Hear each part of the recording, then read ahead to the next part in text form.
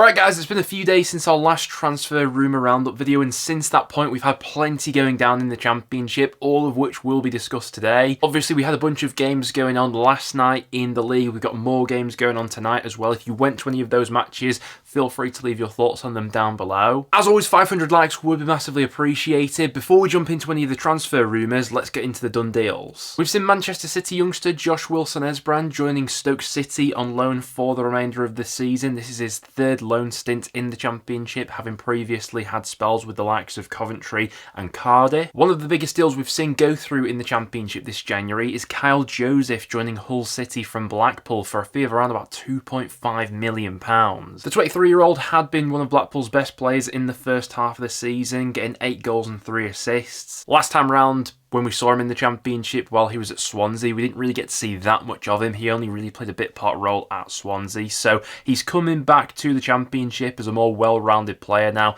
after a few years' development at Blackpool. Interested to see how he gets on. Australia youngster Thomas Waddingham has joined Portsmouth on a permanent basis. The 19-year-old forward's coming over from Brisbane Roar, where he'd scored 15 goals in 40 appearances. Following weeks of speculation, Sheffield United have confirmed the signing of Ben Brereton Diaz. He joins the Blades on loan for the remainder of this season, but there is also the option for the Blades to purchase at the end of the season, with that deal being worth around about £10 million. He did make his second debut for the club yesterday, came off the bench in that 2-1 win away at Swansea. I think this is a really good deal for Sheffield United. The last time we saw Brereton Diaz in the Championship was obviously with Blackburn Rovers, did really well there. Even during his previous stint at Bramall Lane in the Premier League, he did fairly well, didn't he? That's a big injection of goals for the second half of the season, and yeah, it's a really big boost to Sheffield United's automatic promotion hopes. Like we said, this one had been rumoured for quite some time. It has since been confirmed. I think that's a good deal. John Joe Shelvey's move to Burnley has also been confirmed. This one had been in the pipeline for quite some time. Prior to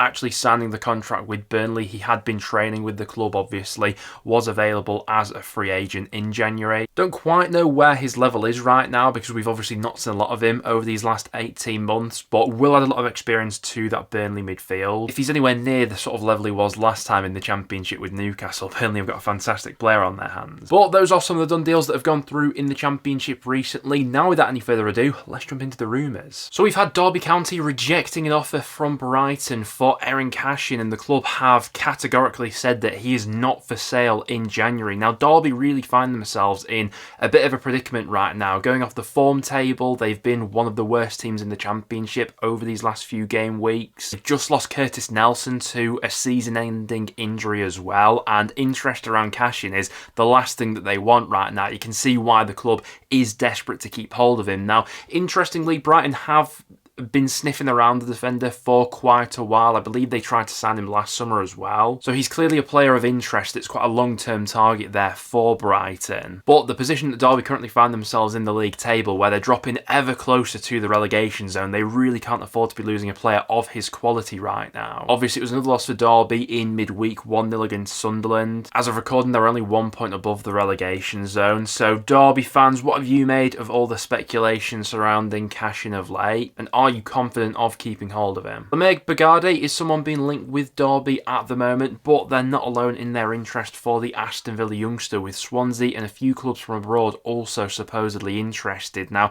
he's fairly versatile, can play in defence or in midfield. Obviously, defence is really where Derby need to patch up at the moment. Previously had a couple of loan spells out in League One with Bristol Rovers and has featured in the Aston Villa first team this season, making 8 appearances across all competitions. He's definitely someone to keep your eye on. Hull have been one of the most proactive Championship clubs during this transfer window so far, and Southampton defender Charlie Taylor is another player currently on their radar. Going off the latest reports, Hull have agreed a loan deal with Southampton to bring the defender in for the remainder of the season, but Taylor himself is still deciding on the move. Obviously, there is then potential there for another Championship club to swoop in. He's 31 years old, has only really played a bit part role for Southampton in the Premier League this season. He's made 7 appearances, 5 of those were substitute appearances. I think he could be a tidy addition for Hull, especially until the end of the season. And it makes sense that Hull are looking to bring in a new left back, with Ryan Giles apparently on his way to Middlesbrough. We have spoken about this one quite a bit on the channel over this last week or so, but that deal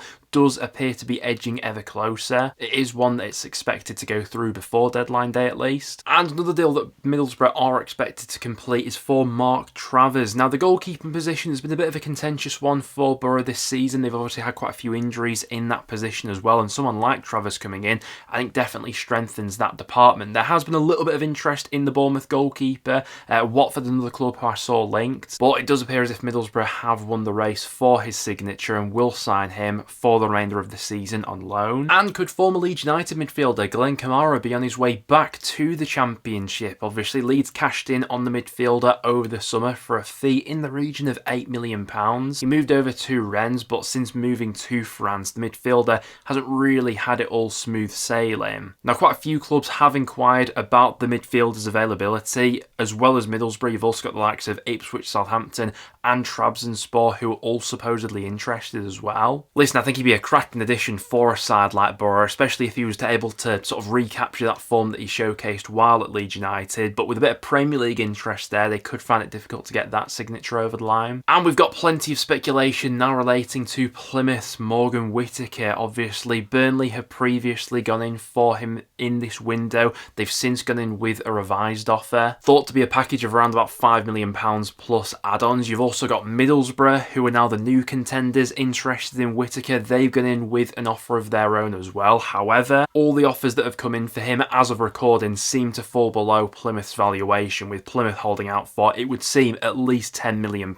Now, the reason Plymouth would be keen to secure, obviously, such a big fee for him is the fact that they would be due to pay Swansea quite a bit of money, as Swansea had a sell-on fee included in that deal when he originally joined Plymouth. So take it with a pinch of salt. Any sort of fee that Plymouth may potentially receive for Whittaker, they'd have to give a fair bit of that to Swansea as well. Whittaker's obviously been quite a long-term target for Burnley. We've known about their interest in him, even dating back to last summer. But the Middlesbrough interest is quite interesting right now, obviously, with Emmanuel Latte-Lath's future still up in the air. You can see why Carrick is wanting to go about and strengthen that forward line, but as of right now, Plymouth haven't received an offer that they deem to be acceptable. According to the latest reports, Millwall are interested in turning Josh Coburn's loan spell from Middlesbrough into a permanent deal. Now, the forward has been quite unlucky with injuries since joining Millwall on loan in the summer. He's only been able to make 7 appearances in the Championship, has scored twice in that time, but he's not been able to feature for Millwall since back in November because of injury. But despite that, he's still someone that the club clearly rates. He's 22 years old, and going off the latest reports, it would seem like Middlesbrough would be open to a permanent sale of the player as well if the money was right. It looks as if Coventry are closing in on the loan signing of Rangers winger Rabbi Matondo, who we have previously seen in the Championship. He had a short spell with Stoke back in 2021. Now, the 24-year-old clearly has a lot of natural talent. The move to Rangers hasn't quite worked out for him, though. Injuries have really disrupted his spell up in Scotland, but Coventry will be hoping they can get him back to his best, especially because it does appear as if Coventry do have the option to buy at the end of the season, with the option being worth about £2 million.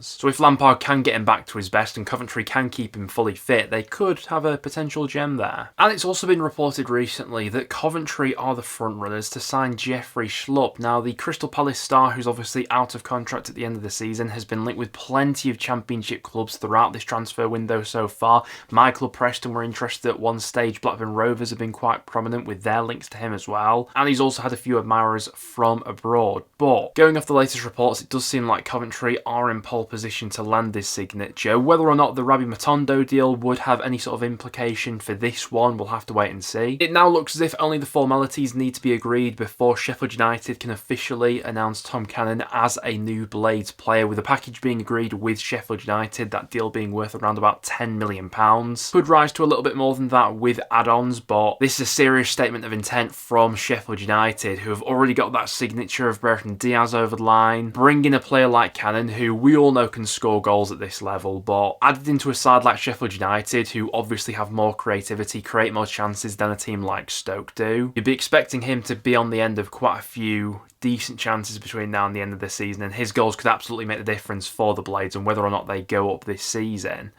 Bit of a funny one, all things considered, Cannon going to Leicester in the first place. The Foxes have flipped him for a quick profit, and he was clearly someone that wasn't quite fancied by several managers at the club for whatever reason. I think when he first signed for Leicester, he came in injured, and since that point, for whatever reason, just couldn't win over people at that club. But it'll be a fresh start for him at Sheffield United.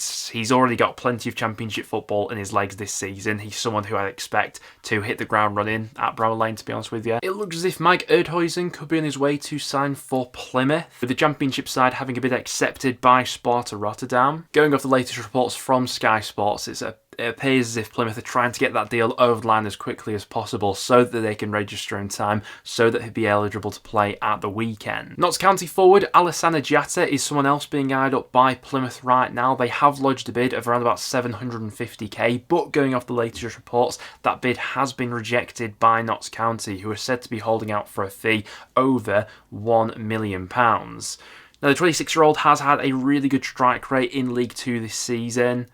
In 20 appearances, he's got 12 goals and 4 assists. Notts County are obviously in the midst of a promotion battle right now. They won't want to lose their player, but money can talk. Whether or not Plymouth go in with a revised offer, we'll have to wait and see. Stoke City are the latest Championship club to express an interest in Ipswich Town forward Ali Al-Hamadi, who's not really had that much action for the Tractor Boys this season. Now, what's interesting is just a few days ago, it seemed like West Brom were the most prominent club interested, and at one point it looked like a loan deal between Ipswich and West Brom had been agreed, but since that point the move has broken down, as West Brom ultimately opted against pursuing the move, so he's still on the market, available to sign for a Championship club. Ipswich are thought to be open to both loaning him out or selling him on a permanent basis. A few clubs seem to be sniffing around right now, one of them being Stoke City, who are obviously keen to bolster their forward line after losing Tom Cannon. But there you guys have it. That will now wrap it up for today's video. Thank you very much for tuning in. Anything else that you've seen going around the Championship, make sure to let me know about it in the comments down below. But apart from that, thank you very much for watching, and I'll see you all in the next one.